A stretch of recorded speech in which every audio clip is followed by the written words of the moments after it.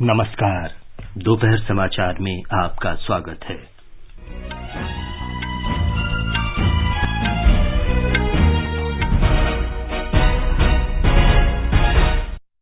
प्रधानमंत्री नरेंद्र मोदी ने 75वें स्वतंत्रता दिवस के अवसर पर दिल्ली में लाल किले की प्राचीर पर राष्ट्र ध्वज फहराया और देश को संबोधित किया। प्रधानमंत्री ने राष्ट्र निर्माण के लिए सबका साथ, सबका विकास, सबका विश्वास और सबका प्रयास का मंत्र दिया। प्रधानमंत्री ने कहा, नए भारत का विकास समावेशी और सामंजस्यपूर्ण। उन्होंने आत्मनिर्भर भारत के लिए लोगों का आह्वान किया। प्रधानमंत्री ने भारत को नई ऊंचाई तक ले जाने के लिए कहा। सरकार ने देश के पिछड़े वर्गों को आरक्षण उपलब्ध कराने के लिए अन्य पिछड़ा वर्ग विधेयक पारित कराया। प्रधानमंत्री ने भारत को ग्रीन हाइड्रोजन का नया वैश्विक केंद्र और सबसे बड़ा निर्यातक बनाने के उद्देश्य से राष्ट्रीय हाइड्रोजन मिशन स्थापित करने की घोषणा की। टोक्यो ओलंपिक खेलों में राष्ट्र का गौरव बढ़ाने वाले खिलाड़ियों की प्रधानमंत्री ने प्रशंसा की। प्रधानमंत्री ने कहा, कोविड टीकाकरण लाभार्थियों को डिजिटल प्रमाण पत्र देने की प्रक्रिया ने विश्व का ध्यान आकर्षित किया। राष्ट्रपति रामनाथ कोविंद ने रक्षा कर्मियों को शौर्य चक्र प्रदान किए। रक्षा मंत्री राजनाथ सिंह ने सेना से किसी भी चुनौती से निपटने के लिए तैयार रहने को कहा। सभी राज्यों और केंद्र शासित प्रदेशों में स्वतंत्रता दिवस पूरे उत्साह के साथ मनाया जा रहा है और लंदन में भारत के साथ दूसरे क्रिकेट टेस्ट मैच के तीसरे दिन जो रूट के नाबाद शतक से इंग्लैंड को पहली पारी में 27 रन की बढ़त।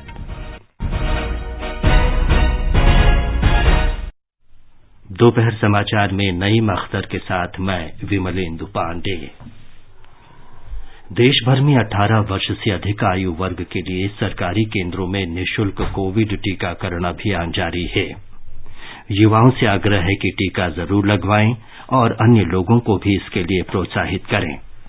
जब तक आवश्यक न हो घर से बाहर न निकलें और सुरक्षा के 3 सरल उपायों का पालन करें।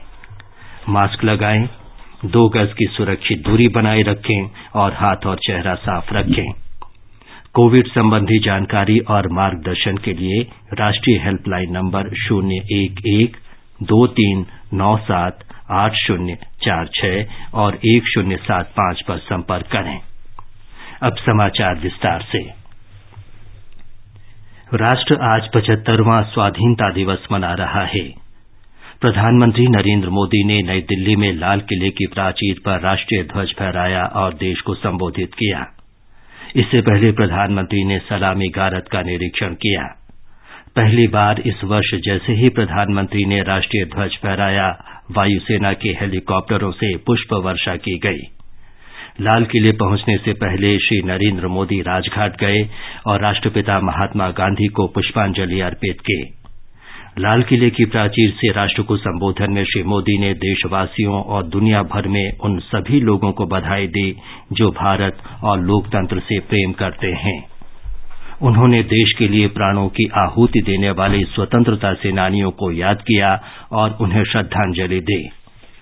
प्रधानमंत्री ने कहा कि देश सभी स्वाधीनता सेनानियों का ऋणी है।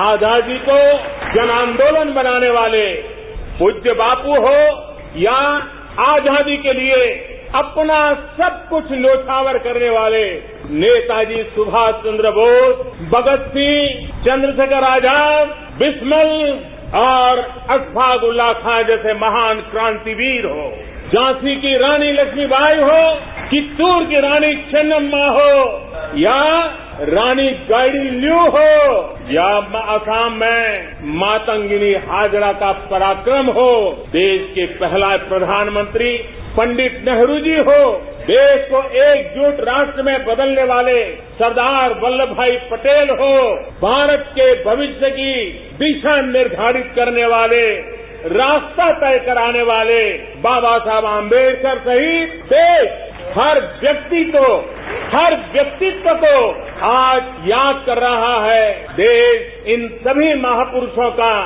ऋणी है। श्री मोदी ने टोक्यो ओलंपिक में देश को गौरव दिलाने वाले सभी प्रतिभागियों को भी शुभकामनाएं दी।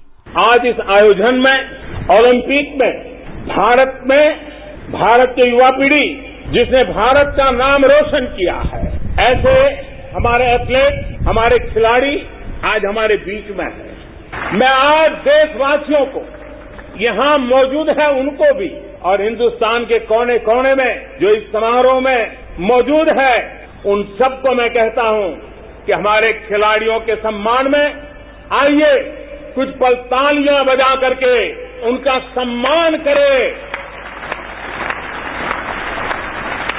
भारत के खेलों का सम्मान, भारत की युवा पीढ़ी का सम्मान, भारत को गौरव दिलाने वाले युवाओं का सम्मान, देश, करोड़ों देशवासी।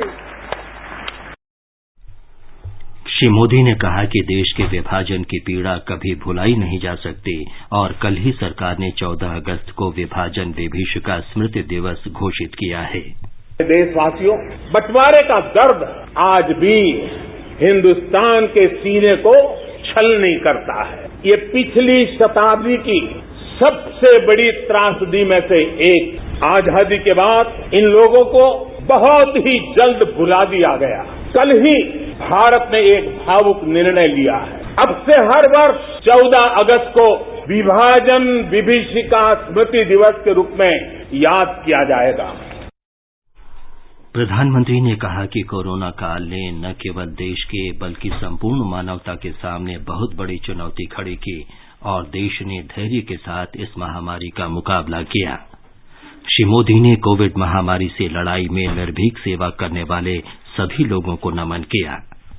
इस महामारी में हमारे डॉक्टर, हमारे नर्सिस, हमारे पैरामेडिकल स्टाफ, हमारे सफाई कर्मी, वैक्सीन बनाने में जुटे हमारे वैज्ञानिक हो, सेवा भावना से जुड़े हुए करोड़ों देशवासियों हो, जिन्होंने इस कोरोना के कालखंड में पल पल जन सेवा में समर्पित किया है, वे भी हम सबके वंदन के अधिकारी हैं।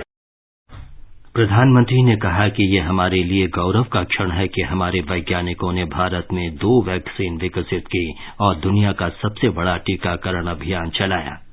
उन्होंने कहा कि कोविड टीकाकरण के बाद डिजिटल प्रमाण पत्र देने की प्रणाली ने संपूर्ण विश्व का ध्यान खींचा है। प्रधानमंत्री ने कहा कि महामारी के समय में भी गरीबों की हर संभव मदद की गई। महामारी के समय भारत जिस तरह से 80 करोड़ देशवासियों को महीनों तक लगातार मुफ्त अनाज देकर के उनके गरीब के घर के चूल्हे को जलते रखा है, यह भी दुनिया के लिए एक अचरज भी है और चर्चा का विषय भी है। प्रधानमंत्री ने कहा कि गरीब बच्चों और महिलाओं में कुपोषण उनके विकास में बड़ी बाधा बनता है। देश के हर गरीब, हर व्यक्ति तक पोषण पहुंचाना भी सरकार की प्राथमिकता है। गरीब महिलाओं, गरीब बच्चों में कुपोषण और जरूरी पौष्टिक पदार्थों की कमी उनके विकास में बड़ी बाधा बनती है। इसे देखते हुए ये तय किया गया है कि सरकार अपनी अलग अलग योजनाओं के तहत जो चावल गरीबों को देती है उसे फोर्टिफाई करेगी, गरीबों को पोषण युक्त चावल देगी। वर्ष 2024 तक हर योजना के माध्यम से मिलने वाला चावल फोर्टिफाइड कर दिया जाएगा। श्री मोदी ने कहा कि देश इस वर्ष 12 मार्च से 15 अगस्त 2023 तक आजादी का अमृत महोत्सव मनाएगा। आजादी के अमृत महोत्सव के इस पावन पर्व पर देश अपने सभी स्वतंत्र सेनानियों को राष्ट्र रक्षा में अपने आप को दिन रात खपाने वाले, आहूत करने वाले वीर वीरांगनाओं को आज देश नमन कर रहा है। प्रधानमंत्री ने कहा कि हमें केवल अमृत महोत्सव तक ही सीमित नहीं रहना है। 75 वर्ष के अवसर को हमें एक समारोह भर ही सीमित नहीं करना है। हमने नए संकल्पों को आधार बनाना है, नए संकल्पों को लेकर के चल पड़ना है। यहां से शुरू होकर अगले 25 वर्ष की यात्रा, जब हम आजादी के शताब्दी मनाएंगे, नए भारत के सृजन का ये अमृत काल है। इस अमृत काल में हमारे संकल्पों की सिद्धि हमें आजादी के 100 वर्ष तक ले जाएगी, गौरवपूर्ण रूप से ले जाएगी। प्रधानमंत्री ने राष्ट्र निर्माण के लिए सबका साथ, सबका विकास, सबका विश्वास और सबका प्रयास का मंत्र दिया। श्री मोदी ने कहा कि नए भारत का विकास समावेशी और सामंजस्यपूर्ण है। उन्होंने आत्मनिर्भर भारत के लिए लोगों का आह्वान किया। श्री मोदी ने कहा कि सरकार ने प्रशासनिक सुधार के लिए कई पहल की हैं। हर वो नियम, हर वो प्रक्रिया जो देश के लोगों के सामने बाधा बनकर, बोझ बनकर खड़ी हुई है, उसे हमें दूर करना ही होगा। मुझे पता है जो ये 70-75 साल में जमा हुआ है वो एक दिन में या एक साल में नहीं जाएगा, लेकिन मन बनाकर काम शुरू करेंगे तो हम ऐसा जरूर कर पाएंगे। इसी सोच के साथ सरकार ने ब्यूरोक्रेसी में पीपल सेंट्रिक अप्रोच बढ़ाने, एफिशिएंसी बढ़ाने के लिए सरकार ने मिशन कर्मयोगी और कैपेसिटी बिल्डिंग कमीशन की शुरुआत भी की है। प्रधानमंत्री ने कहा कि कारोबार करना सुगम बनाने के लिए अनुपयोगी कानूनों को समाप्त किया गया है। सरकार ने 15,000 से ज्यादा कंप्लायंसेस को समाप्त किया। बेवजह कानूनों की जकड़ से मुक्ति, ईज ऑफ लिविंग, साथ साथ ईज ऑफ डूइंग बिजनेस, दोनों के लिए बहुत ही जरूरी है। हमारे देश के उद्योग और व्यापार आज इस बदलाव को महसूस कर रहे हैं। आज दर्जनों श्रम कानून सिर्फ 4 कोड में समा चुके हैं। टैक्स से जुड़ी व्यवस्थाओं को भी अब आसान और फेसलेस किया गया। इस तरह के रिफॉर्म सिर्फ सरकार तक सीमित न रहे, बल्कि ग्राम पंचायत और नगर निगमों, नगर पालिकाओं तक पहुंचे। इस पर देश की हर व्यवस्था को मिलकर के काम करना होगा। प्रधानमंत्री ने कहा कि हमें आयुष्मान भारत, उज्ज्वला योजना, पेंशन योजना और आवास योजना जैसे कार्यक्रमों से देश के प्रत्येक नागरिक के साथ जुड़ना होगा। अब हमें सैचुरेशन तक जाता है, पूर्णता तक जाना है। 100% गांवों में सड़कें हो, 100% परिवारों के बैंक अकाउंट हो, 100% लाभार्थी को आयुष्मान भारत का कार्ड हो, सरकार की बीमा योजना हो, पेंशन योजना हो, आवास योजना से हमें हर उस व्यक्ति को जोड़ना है जो उसके हकदार है। प्रधानमंत्री ने कहा कि भारत को नई ऊंचाइयों तक ले जाने के लिए ही सरकार ने अन्य पिछड़ा वर्ग विधेयक पारित किया है। अभी हाल ही में मेडिकल शिक्षा के क्षेत्र में ऑल इंडिया कोटे में ओबीसी वर्ग में को आरक्षण की व्यवस्था भी की गई है। संसद में कानून बनाकर ओबीसी से जुड़ी सूची बनाने का अधिकार राज्यों को दे दिया गया है। प्रधानमंत्री ने कहा कि पूर्वी भारत, उत्तरी भारत, जम्मू कश्मीर, हिमालयी क्षेत्र सहित संपूर्ण लद्दाख, तटवर्ती इलाके और जनजातीय क्षेत्र भारत के भावी विकास का बड़ा आधार बनेंगे। श्री मोदी ने कहा कि हमें पूर्वोत्तर क्षेत्र की संभावनाओं का भरपूर उपयोग करना होगा। आज नॉर्थ ईस्ट में कनेक्टिविटी का नया इतिहास लिखा जा रहा है। बहुत जल्द नॉर्थ ईस्ट के सभी राज्यों की राजधानियों को रेल सेवा से जोड़ने का काम पूरा होने वाला है। एक्ट ईस्ट पॉलिसी के तहत आज नॉर्थ ईस्ट बांग्लादेश, म्यांमार और दक्षिण पूर्वी एशिया से भी कनेक्ट हो रहा है। नॉर्थ ईस्ट से वहां पर tourism, adventure sports, organic farming, herbal medicine, oil palm, इसका पोटेंशियल बहुत बड़ी मात्रा में है। प्रधानमंत्री ने कहा कि एक तरफ लद्दाख में आधुनिक ढांचे खड़े किए जा रहे हैं तो दूसरी तरफ सिंधु केंद्रीय विश्वविद्यालय से लद्दाख उच्च शिक्षा का एक महत्वपूर्ण केंद्र बनने जा रहा है। जम्मू हो या कश्मीर, विकास का संतुलन अब जमीन पर दिख रहा है। जम्मू कश्मीर में ही डिलिमिटेशन कमीशन का गठन हो चुका है। लद्दाख भी विकास की अपनी असीम संभावनाओं की तरफ आगे बढ़ चला है। एक तरफ लद्दाख आधुनिक इंफ्रास्ट्रक्चर का निर्माण होते देख रहा है तो वहीं दूसरी तरफ सिंधु सेंट्रल यूनिवर्सिटी लद्दाख को उच्च शिक्षा का केंद्र भी बना रही है। श्री मोदी ने कहा कि देश के आकांक्षी जिलों को प्राथमिकता दी जा रही है। देश में 110 से अधिक आकांक्षी जिले शिक्षा, स्वास्थ्य, पोषण, सड़क, रोजगार से जुड़ी योजनाओं को प्राथमिकता दी जा रही है। इनमें से अनेक जिले हमारे आदिवासी अंचल में हैं। हमने इन जिलों के बीच विकास की एक तंदुरुस्त स्पर्धा का एक उत्साह पैदा किया है। ये आकांक्षी जिले भारत के अन्य जिलों की बराबरी तक पहुंचे, उस दिशा में तेज स्पर्धा चल रही है। प्रधानमंत्री ने कहा कि सरकार छोटे किसानों के कल्याण पर ध्यान दे रही है। हर छोटे किसानों के छोटे छोटे खर्च को ध्यान में रखते हुए पीएम किसान सम्मान निधि योजना चलाई जा रही है। 10 करोड़ से अधिक किसान परिवारों के बैंक खातों में अब तक 1.5 लाख करोड़ से ज्यादा रकम सीधी उनके खाते में जमा करा दी गई है। प्रधानमंत्री ने कहा कि स्वामित्व योजना से ग्रामीण इलाकों में जीवन बदल रहा है और ड्रोन से ग्रामीण इलाकों में जमीन की माप लेने तथा विभिन्न योजनाओं या ऋणों के लिए ऑनलाइन आवेदन करने में मदद मिल रही है। प्रधानमंत्री ने कहा कि भारतीय रेल में भी तेजी से बदलाव आ रहा है। हमने इस आजादी के अमृत महोत्सव को 75 सप्ताह तक मनाना तय किया और इसलिए देश ने एक बहुत महत्वपूर्ण फैसला लिया है।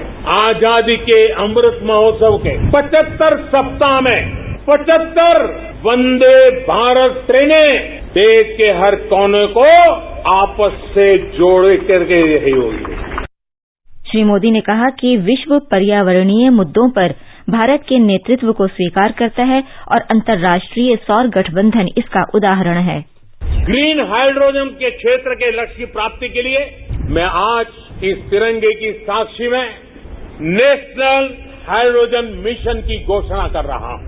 अमृतकाल में हमें भारत को ग्रीन हाइड्रोजन के प्रोडक्शन और एक्सपोर्ट का ग्लोबल हब बनाना है। ये ऊर्जा के क्षेत्र में भारत की एक नई प्रगति उसको आत्मनिर्भर बनाएगा और पूरे विश्व में क्लीन एनर्जी ट्रांजिशन की नई प्रेरणा भी बनेगा। भारत ने 2030 तक 450 गीगावाट की नवीकरणीय ऊर्जा तैयार करने का लक्ष्य तय किया है।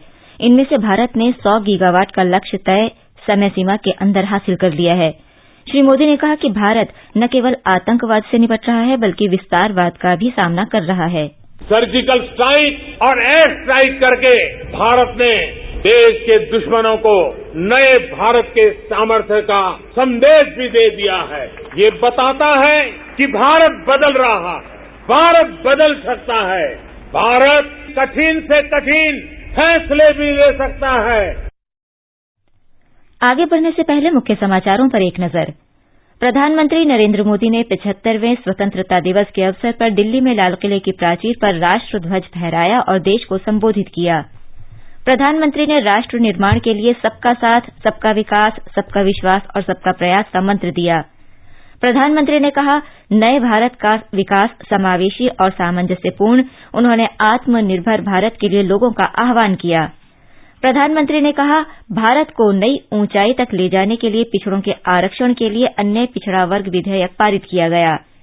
प्रधानमंत्री ने भारत को ग्रीन हाइड्रोजन का नया वैश्विक केंद्र और सबसे बड़ा निर्यातक बनाने के उद्देश्य से राष्ट्रीय हाइड्रोजन मिशन स्थापित करने की घोषणा की। टोक्यो ओलंपिक खेलों में राष्ट्र का गौरव बढ़ाने वाले खिलाड़ियों की प्रधानमंत्री ने प्रशंसा की। प्रधानमंत्री ने कहा, कोविड की टीकाकरण लाभार्थियों को डिजिटल प्रमाण पत्र देने की प्रक्रिया ने विश्व का ध्यान आकर्षित किया। राष्ट्रपति रामनाथ कोविंद ने रक्षाकर्मियों को शौर्य चक्र प्रदान किए। रक्षा मंत्री राजनाथ सिंह ने किसी भी चुनौती से निपटने के लिए सेना को तैयार रहने को कहा। सभी राज्यों और केंद्र शासित प्रदेशों में स्वतंत्रता दिवस पूरे उत्साह के साथ मनाया जा रहा है। और लंदन में भारत के साथ दूसरे क्रिकेट टेस्ट मैच के तीसरे दिन जो रूट के नाबाद शतक से इंग्लैंड को पहली पारी में 27 रन की बढ़त। ये समाचार हमारी वेबसाइट newsonair.com/hindi और हमारे mobile app news on AIR पर भी उपलब्ध हैं। चलो मिलकर एक शुरुआत करें, चलो एक फैसला आज करें, मास्क नहीं तो टोकेंगे, कोरोना को रोकेंगे,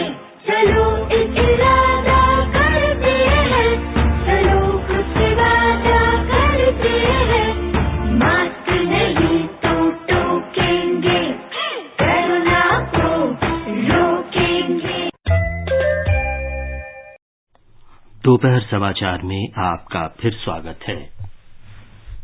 राष्ट्रपति रामनाथ कोविंद ने स्वतंत्रता दिवस के अवसर पर आज नई दिल्ली में राष्ट्रीय समर स्मारक पर पुष्प चक्र अर्पित किया और सशस्त्र बलों के शहीदों को श्रद्धांजलि दी। इस अवसर पर रक्षा मंत्री राजनाथ सिंह, रक्षा राज्य मंत्री अजय भट्ट, प्रमुख रक्षा अध्यक्ष जनरल बिपिन रावत सहित तीनों सेना प्रमुख भी मौजूद थे। राष्ट्रपति रामनाथ कोविंद ने ग्रुप कैप्टन परमिंदर एंटील और विंग कमांडर वरुण सिंह को शौर्य चक्र से सम्मानित किया। स्क्वाड्रन लीडर दीपक मोहनन और विंग कमांडर उत्तर कुमार को वायुसेना मेडल से सम्मानित किया गया है। रक्षा मंत्री राजनाथ सिंह ने सशस्त्र बलों का आह्वान किया है कि वो अपने रास्ते में आने वाली हर तरह की चुनौती का सामना करने के लिए तैयार रहें, क्योंकि बदलते परिदृश्य में सुरक्षा के आयाम भी लगातार बदल रहे हैं। श्री सिंह ने भरोसा दिलाया कि सरकार उनकी मांगों को पूरा करने के लिए हमेशा तत्पर है।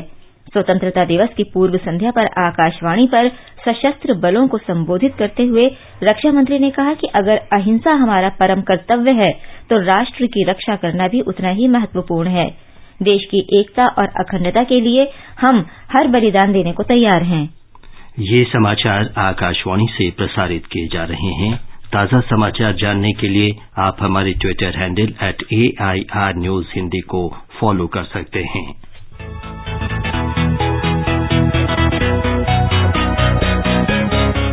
दुनिया रंग बिरंगी, खट्टे मीठे रसीले समाचारों का सतरंगी खजाना आकाशवाणी पर। खबरें होंगी हटकर, जानेंगे कुछ अलग, हंसेंगे खुलकर, करेंगे सजग। सुनना न भूलें सोमवार और मंगलवार 8 सवेरे तथा शनिवार और रविवार कार्यक्रम परिक्रमा में।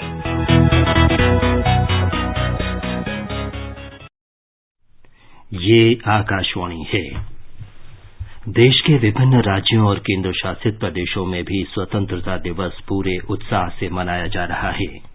केंद्र शासित प्रदेश जम्मू कश्मीर में उपराज्यपाल मनोज सिन्हा ने आज श्रीनगर में तिरंगा फहराया।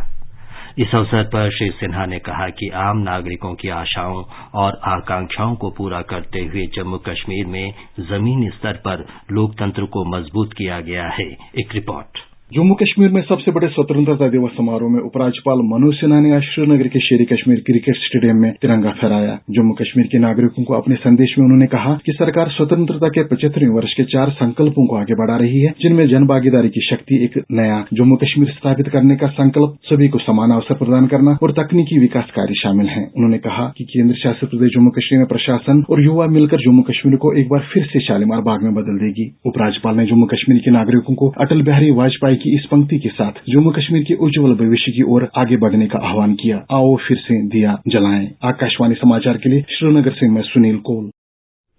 केंद्र शासित प्रदेश लद्दाख में उपराज्यपाल आर.के. माथुर ने स्वतंत्रता दिवस के अवसर पर राष्ट्रीय ध्वज फहराया। गुजरात में राज्यपाल आचार्य देवव्रत ने गांधीनगर के राजभवन में तिरंगा फहराया। हमारे संवाददाता ने खबर दी है कि जूनागढ़ में राज्य स्तरीय समारोह में मुख्यमंत्री विजय रूपाणी ने ध्वजारोहण किया। गुजरात में स्वतंत्रता दिवस का मुख्य समारोह जूनागढ़ के पुलिस परेड ग्राउंड पर आयोजित हुआ, जहां मुख्यमंत्री विजय रूपाणी ने राष्ट्रीय तिरंगा लहराया। स्वतंत्रता दिवस के अवसर पर राज्य सरकार द्वारा जूनागढ़ में 2 दिन के कार्यक्रम आयोजित किए गए हैं। विभिन्न विकास कार्यों और लोक कल्याण योजनाओं के शुभारंभ के साथ साथ सांस्कृतिक और देशभक्ति के कार्यक्रम भी आयोजित किए गए। गांधीनगर, अहमदाबाद और राज्य के अन्य शहरों में सरकारी और ऐतिहासिक बिल्डिंग सुंदर तरीके से सजाई गई है। योगेश पंड्या, आकाशवाणी समाचार, अहमदाबाद। छत्तीसगढ़ में स्वतंत्रता दिवस धूमधाम से मनाया जा रहा है।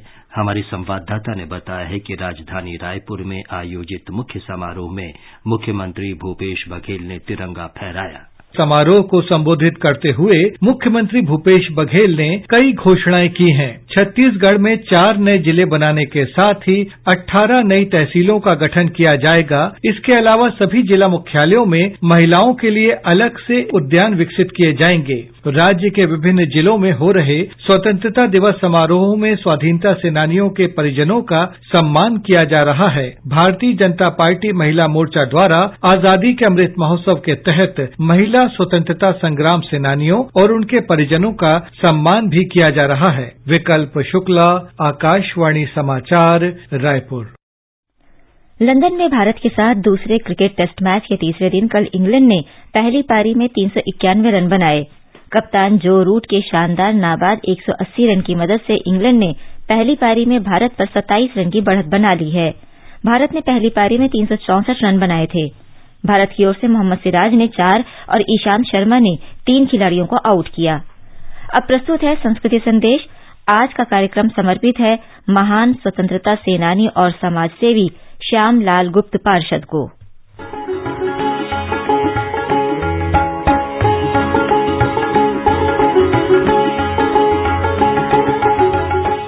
सबसे पहले तो आप सभी को स्वतंत्रता दिवस की बहुत बहुत बधाई। आज 15 अगस्त है। हर भारतवासी के हाथ में तिरंगा है और होठों पर विजयी विश्व तिरंगा प्यारा, झंडा ऊंचा रहे हमारा। विश्व तिरंगा प्यारा, झंडा ऊंचा रहे हमारा।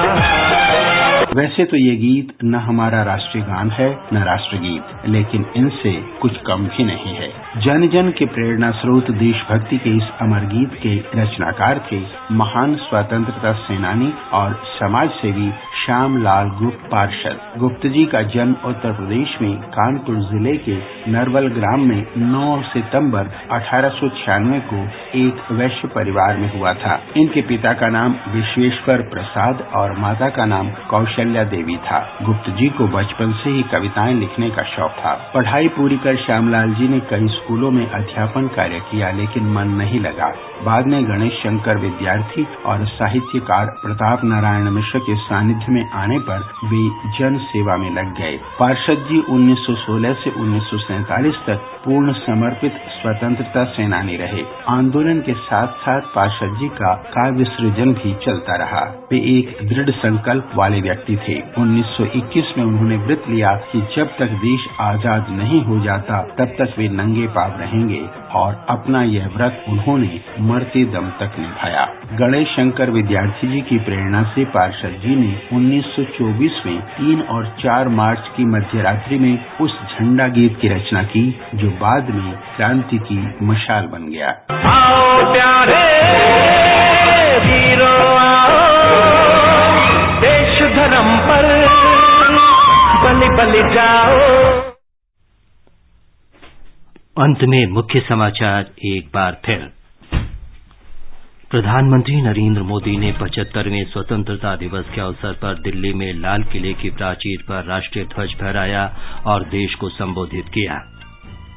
प्रधानमंत्री ने राष्ट्र निर्माण के लिए सबका साथ, सबका विकास, सबका विश्वास और सबका प्रयास का मंत्र दिया। प्रधानमंत्री ने कहा, नए भारत का विकास समावेशी और सामंजस्यपूर्ण।